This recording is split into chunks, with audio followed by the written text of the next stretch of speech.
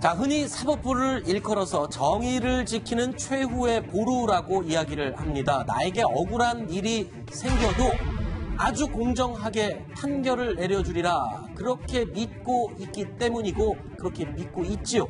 그런데 믿기지 않게도요. 이 사법부에서 범죄가 일어났습니다. 심지어 판사가 검사를 성추행했다는 내용입니다. 오늘 이 보도가 나오면서 굉장히 충격을 주고 있는데요. 살다 별일을 다 보네요. 그러니까요. 왜냐하면 이제 검찰 내에서의 성희롱, 네. 법원 내에서 성희롱이 있었는데 검찰과 법원 이게 무슨 직역 파괴도 아니고 이 네. 직역을 넘나들면서 있었던 건 제 기억에 처음 있는 일입니다. 상황이 어떤 상황이었습니까? 자, 서울시의 법원 판사예요. 네. 형사 단독 판사입니다. 네. 형사 단독 재판을 관할할 판사고 피해자는 누구냐면 공판검사. 그러니까 그 판사가 주재하는 재판부에 그 출석해서 나오는 공판검사라는 그렇죠. 거죠. 그러니까 같은 재판정에서 그렇죠. 같은 사건을 두고 검사와 판사로 있는 거죠. 이야기를 하는 그런 지금 관계인 거잖아요. 그러니까 자주 만나는 거죠. 이제 네. 두 사람이 이 업무 때문에. 그런데 이제 회식을 같이 했다고 해요. 네. 근데 술이 막 취하니까 판사가 회식 중에서 이제 그 공판 여자 검사에게 신체 접촉이 있었다는 거죠. 네. 그러니까 여자 검사가 그 다음날 와서 아침에 검찰청에서 신고를 합니다. 그러니까 이게 법원에 통보가 됐겠죠. 법원에서 이 판사가 이 여자 검사한테 사과를 하고 그리고 지금 법원에서는 징계위원회를 열어가지고 이 판사에 대한 징계에 대한 것을 논의할 예정이다. 이렇게 알려져 있습니다. 네. 아니 근데 과거에도 판사들의 돌출 행동은 좀 있었죠. 뭐 사례가 있습니까? 예, 검사만 있는 게 아니라 이제 판사들도 사실은 있었습니다. 왜 그러냐면은 지금 판사하고 검사가 전체적으로 보면 남녀 비율이 한 3대1 정도 돼요. 25% 정도가 이제 여자 검사 판사거든요. 그러다 보니까 검사건 판사건 이런 성추행 문제가 똑같이 일어나고 있는데 2015년 11월 같은 경우는 대법원 소속 한 판사가 이제 글을 잘 못 쓴 거죠. 뭐라 하면 내가 부장이 되면 여성 배석 판사는 큰 범위가 문제가 되지 않는 범위에서 성추행에 내쫓겠다.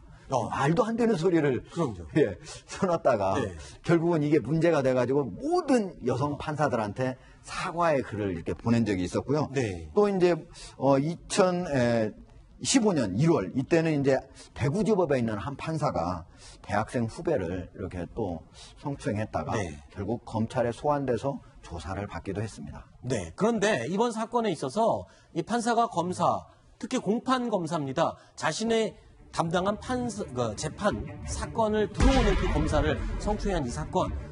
여기서도 궁금한 게요. 지금 판사는 그 사건을 판결을 내려야 될 사람이고 그 상대방 검사는 상대 측이 있는 변호사가 있는 사람입니다. 그러면 분명히 판사는 공정하고 정말 중립적이어야 되는데 그 변호사는 빼고 공판검사만 만났다. 그러면 이거는 그 해당 사건에 대해서 편파적일 수 있다는 의심을 충분히 할 수 있잖아요. 그러니까 문제 충분히 제기하고 있을 수 있죠. 같은 사건에서 판사가 판결하고 이렇게 오른쪽에 검사, 왼쪽에 변호사가 앉습니다. 그렇죠. 두 사람이 주장을 하고 판사가 판결하는 거예요. 객관적인 입장이 있는 건데 물론 이 한 재판부의 사건에 들어오는 공판검사가 정해져 있기 때문에 거의 일주일에 두세 번씩 만납니다. 그러니까 뭐 개인적인 친분관계가 생길 수는 있는데 따로 이렇게 회식 자리를 하게 되면 그러면 이게 공정한 재판이 될 수 있는 거야라는 얘기를 하거든요. 만약에 변호사가 판사님 뭐 이제 식사 한번 하십시다. 제가 사건 담당 변호사인데 여러분 만나주겠습니까? 안 만나주죠. 그거 식사했다가 잘못하면 알려주면 난리가 납니다. 근데 검사랑은 어떻게 먹는 겁니까? 근데 이게요. 예전부터 그런 관례들이 있었어요. 그러니까 예전에 막 90년대 이럴 때는 그 지방의 법원에 가면 이 재판부와 그 형사재판부에 나오는 담당 공판검사 식사를 하는 그런 관례들이 있어요. 관례도 많이 합니다. 네네. 근데 이제 예전에는 아주 90년대는 그 자주 들어오는 변호사가 이제 같이 식사 자리해 가지고 식사값 내주고 막 이런 것도 있었다 하는데 이제는 그건 쑥 없어졌는데 아직까지 재판부와 공판검사의 회식의 문화는 아직도 좀 남아 있는 게 현실이죠.